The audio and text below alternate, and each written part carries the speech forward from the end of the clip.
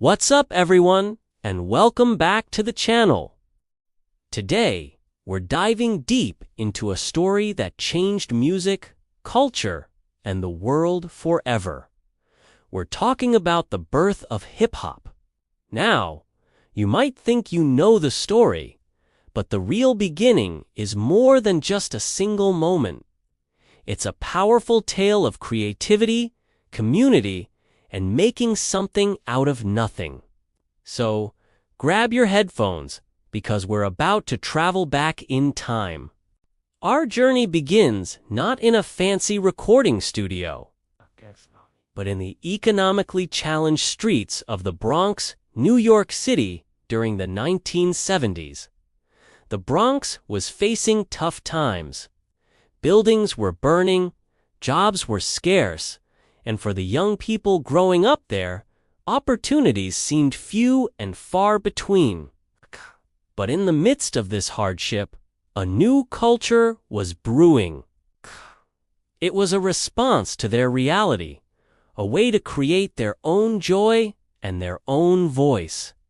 This story has a few key architects, and one of the most important is Clive Campbell, better known as DJ Kool Herc.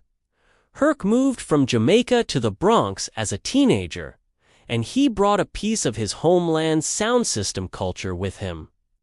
In Jamaica, DJs would toast or talk over reggae records at massive street parties.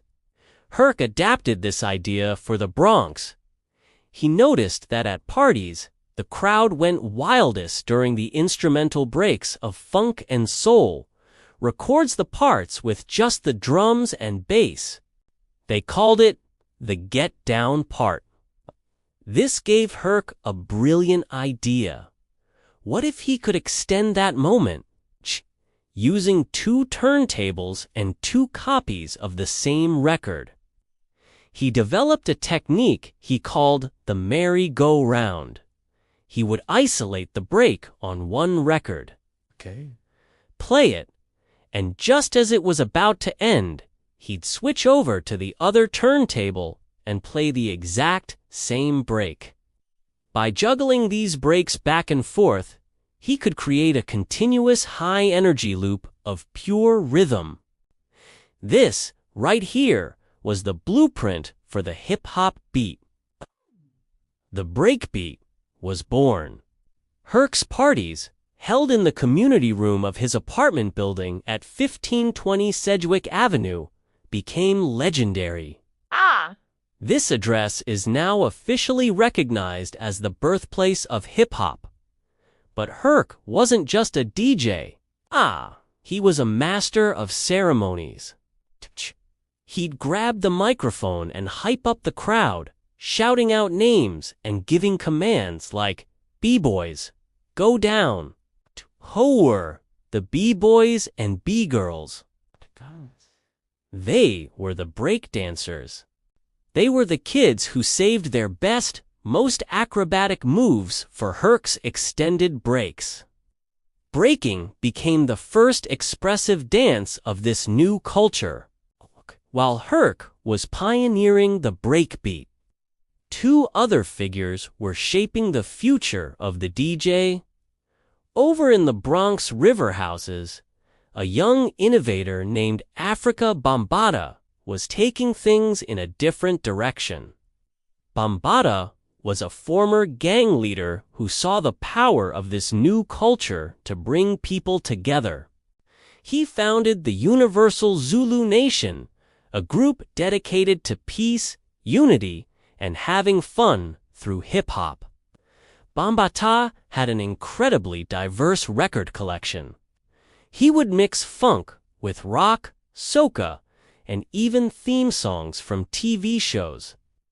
He showed that hip-hop wasn't just one sound, it could be anything.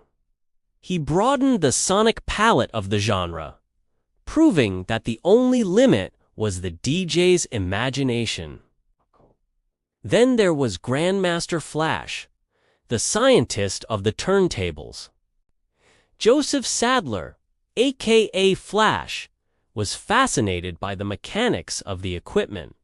He took Kool Herc's concept and refined it into an art form. Flash perfected techniques like quick mix theory, clock theory, and crashing. While he was the first to scratch a record, that honor is often given to Grand Wizard. Theodore Flash was the one who turned it into a precise, rhythmic instrument. He would mark his records with a crayon to know exactly where the break started, allowing him to cut between records with surgical precision. His technical skill elevated DJing from just playing records to performing with them. So now we have the first two elements of hip-hop: the DJ, who provides the music, and the b-boy or b-girl, who provides the dance. But what about the voice? That's where the MC comes in. Initially, the MC, or Master of Ceremonies, was just there to support the DJ, to hype the crowd and make announcements. They'd shout simple phrases like, "Yes, yes, y'all," and "You don't stop." Okay. But soon, these simple rhymes started getting more complex. Okay. This is where groups like Grandmaster Flash and the Furious Five come in. MCs like Mel Mel and Cowboy started telling stories, painting vivid pictures of life in the Bronx. They moved beyond party chants to rhyming narratives. This was the birth of rapping as we know it today. They were the poets of the street, turning their everyday struggles and observations into lyrical art. The MC stepped out from the DJ's shadow and became a star in their own right. And we can't forget the fourth element, graffiti.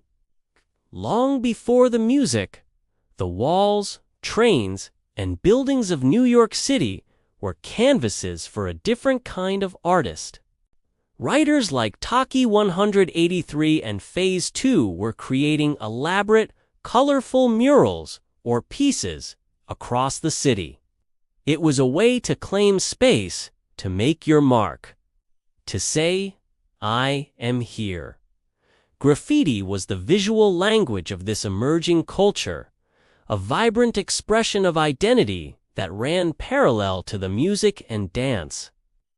So you have the four foundational elements: DJing, b-boying, micking, and graffiti writing.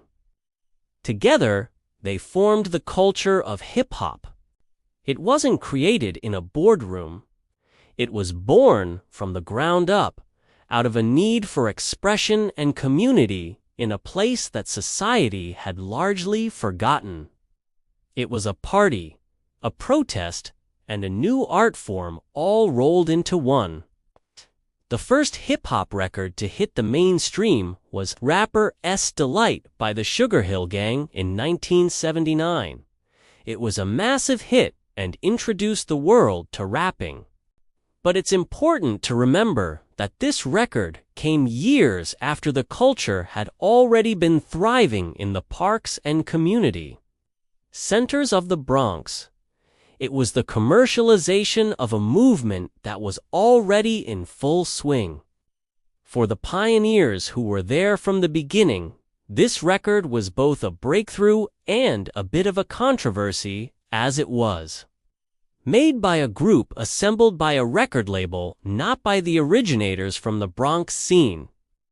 Nonetheless, Rapper's Delight opened the floodgates. Soon, records from Grandmaster Flash and the Furious Five, like The Message, took things to a whole new level. The Message was a stark, unflinching look at the harsh realities of inner-city life.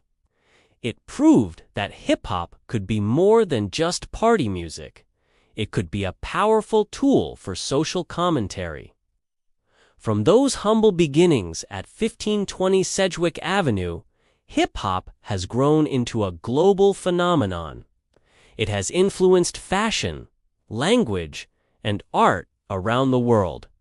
It's a multi-billion-dollar industry, but no matter how big it gets, it's crucial to remember its roots. It started with a DJ, 2 turntables, and a group of kids in the Bronx who just wanted to have a good time and make their voices heard. It's a testament to the power of human creativity to find light in the darkest of places and build something beautiful, something powerful, and something that would last forever. That's the real story of how hip-hop began. It wasn't just one person or one event. It was a convergence of innovation, resilience, and pure, raw talent.